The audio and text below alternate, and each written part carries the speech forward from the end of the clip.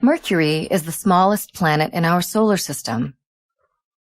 Its diameter currently measures just over 3,000 miles, about the size of the continental United States. Like Earth, Mercury is a terrestrial planet with three main layers: a core, a mantle, and a crust. Only Mercury's crust has no tectonic plates. Also, its iron core is enormous by comparison, making up 85% of its radius, while Earth's inner and outer core account for just 55%. Because of the core's exceptional size, it's had a surprising influence on Mercury's overall size by causing it to shrink. The hot iron core has slowly cooled and contracted over the planet's 4.5 billion years. In doing so, it pulled Mercury's surface inward and has caused the planet to shrink radially by more than 4 miles. This shrinking planet is also the planet closest to the Sun, orbiting our solar system's star at an average distance of roughly 36 million miles. Such proximity affects Mercury's atmosphere, or rather, the lack of one. It only has a very thin exosphere, which is traditionally the outermost layer of a planet's atmosphere. This exosphere is made of oxygen, sodium, hydrogen, helium, and potassium, all whipped up from the planet's surface by solar winds.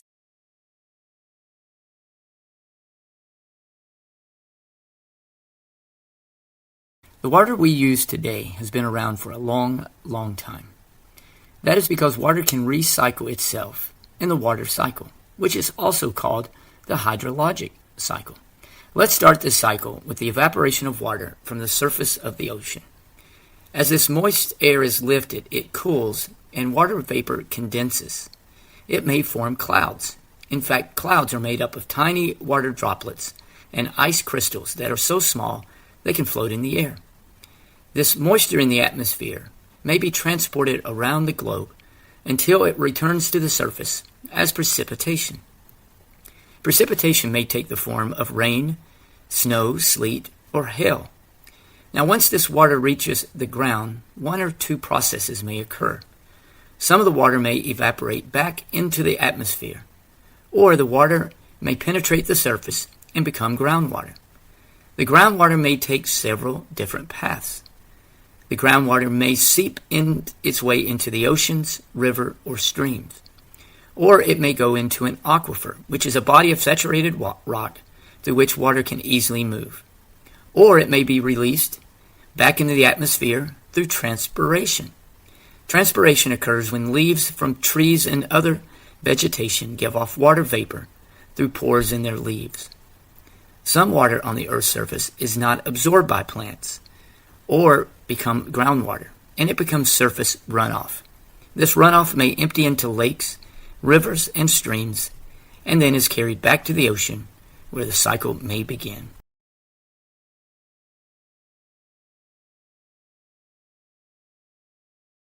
Have you ever wondered how people got ice before they had refrigerators? For thousands of years, people have been finding creative ways to collect and store ice, even when it's hot out. You can harvest it off mountains where it's frozen at high altitudes, or even in the desert where water freezes overnight. People would take this ice, pack it together as densely as possible to insulate it from the heat, then store it in ice houses, subterranean structures that kept it dark and cool. In ancient Persia, ice was stored in a yakchal, a large underground storage chamber with a tall conical roof that allowed warm air to rise and escape out the top. Back then, year-round ice was a luxury consumed by the wealthy. It was mostly used to make desserts and iced drinks. It wasn't until the 19th century that ice became an industry. In the 1800s, people began harvesting ice in huge blocks cut from lakes and ponds in New England, then shipping it all over the world by barge or railroad.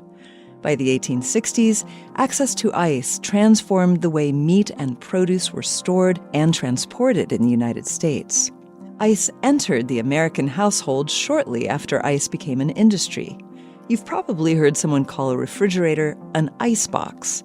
Before electric refrigeration was possible, that's what people had. Boxes in their home, often made of wood and lined with tin or zinc, with a block of ice to keep the items inside cold.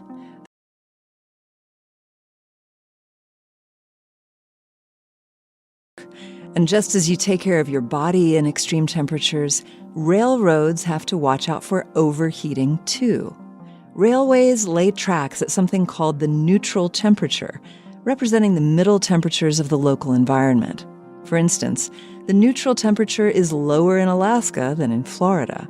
In each case, the steel rails can tolerate both chilly winter nights and sweltering summer afternoons.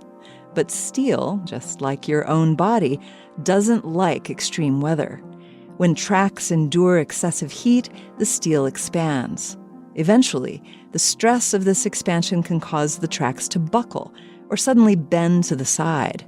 In locomotive lingo, this is called a sun kink. Some sun kinks are gentle curves only a few feet long, but others might be very sharp and stretch for yards. From an aerial view, it can look as if a giant reached down and bent the once straight rails into a capital S or a squiggly line. Unfortunately, these can cause trains to derail. To prevent derailments, railroad workers perform heat patrols where they walk the tracks and keep an eye out for sun kinks. If necessary, they may try to reduce the stress in rails by cutting out a section to prevent them from buckling. If a sun kink does occur, the workers cut out the bent track and put it back in the proper position, or lay new rails as replacements.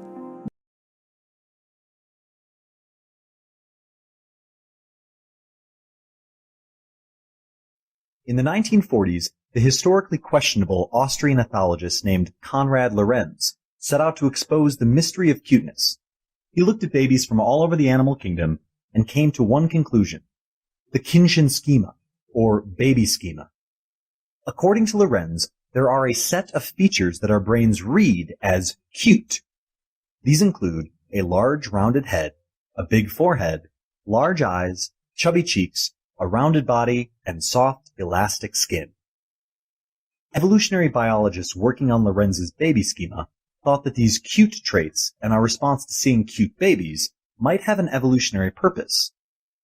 To see whether the baby schema was really necessary to make something cute, in 2009, a group of researchers at the University of Pennsylvania showed 122 undergraduates pictures of babies. They then asked them to rate the cuteness of the babies and how motivated the students would be to care for the baby. The researchers manipulated the babies' faces so that some followed the baby schema more closely than others. They found that those babies' faces that matched the schema were rated as cuter than those who didn't. Furthermore, the subjects were more inclined to care for the infants that were rated as cuter. Our need to care for our cute infants gives them a better chance of surviving to a reproductive age. Without adults caring for infants, especially in those species whose infants take longer to become self-sufficient, such as human beings, the survival chances of the species would be bleak.